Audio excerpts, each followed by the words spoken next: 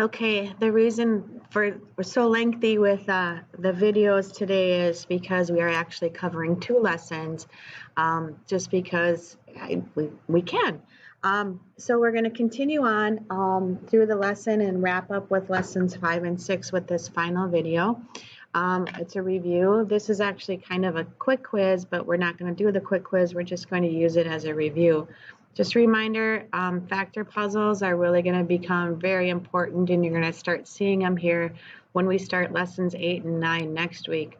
But just to review, remember factor puzzles are, we start with the row given to us with the 2 numbers, and we want to find that greatest common factor of that given row. So we're looking for the greatest common factor of 12 and 24, which is actually 12. So we're going to put 12 out here on both ends. And then we're going to work from the inside out. 12 divided by 12 is 1, which is totally fine to have. And then 24 divided by 12 is 2. Whoops, I forgot to put those down here. 27 divided by 1 is 27. 27 times 2, 54. I'm just going to kind of put in some highlights here. I want you to notice something and look at this. Doesn't this look like the highlighting or what we put titles of columns? And doesn't this look like a little mini table here? And this would be a row, and this would be the units, and this would be the product. That's why we've been practicing all these factor puzzles. Okay, so I'll just do this next one really quick too. We're looking for the greatest common factor of 56 and 16, which I believe is 7 times 8. I think it's 8. Okay, so 8 is here. 56 divided by 8 is 7. 16 divided by 8 is 2. 10 divided by 2 is 5.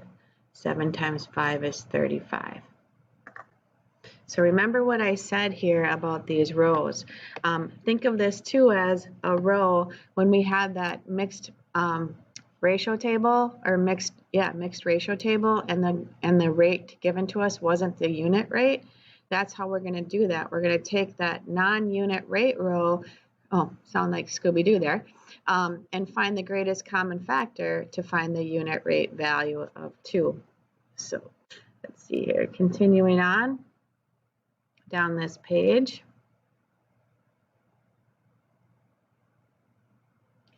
Okay, is it a rate table or not? So I'm going to look for, they give us a row that starts with 1, so I'm going to start there. 1 times 3 is 3. Now, does that same rate continue down the table? Yep, so far so good. Uh-oh, not here though. 3 times 3 is 9. 4 times 3 is 12. 5 times 3 is 15. This is not a rate table. How about here? Here, I'm going to start with the row that has 1 in the units column times 6. That works. That checks out.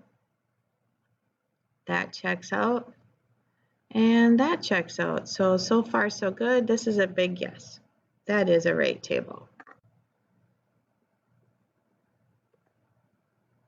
Complete the rate table. Okay, so here it is. Why all those factor puzzles, Miss Grundhofer? I'm going to highlight something. I'm going to highlight something here. Oopsies. Highlighter is really sensitive. Okay, I'm going to highlight this little puzzle right here. And let's take a look at that. And if I draw that off to the side here, what I have to solve is I've kind of pulled out my own little factor puzzle. I know 2 is here, 4 is here, and 6 is here. Okay, and so I'm going to start out by finding the greatest common factor of 2 and 4, which is 2. I'm going to divide. And notice this 1, look at where it is. Oh my gosh, it's right above it. So I can kind of solve it here as a factor puzzle to find the missing numbers. Okay, now I'm not going to put 1 below, and I'm not going to have to put these here anymore. But I can use this and go, okay, 2 divided by 1, or this is 2. 2 divided by 2 is 1. 4 divided by 2 is 2.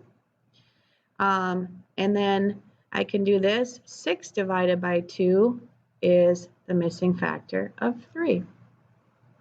Now to figure out the rest of them, you have a couple of options. You can break down your, into factor puzzles and solve that way. Or I'm going to suggest sticking with going here. If you can find this row right here, where this number is 1, this is your unit rate. And that is the pattern for that table, to multiply by that value. Oops, that's a really thick line, so I'm going to make that thinner. So 1 times 2, let's see if it works. 2 times 2, 3 times 2, 4 times 2, to fill in that one. And then I can work backwards. If I multiplied by 2 to get here, I can turn around and going in the opposite direction is dividing. 10 divided by 2, oops, I can think 10 divided by 2 equals 5. The unit rate, you look for this row right here. You look for the value that has 1 in the left-hand column row. You look for that row that starts with 1, and that is your rate. And the rate in value in that row is 2 multiplied by 2. And so the unit rate is 2, and then look at the title, 2 feet for every second, for every 1 second per 1. And you can write the 1 in, but you don't need to, because that's what per means, 1 second. And that's how you complete a missing table.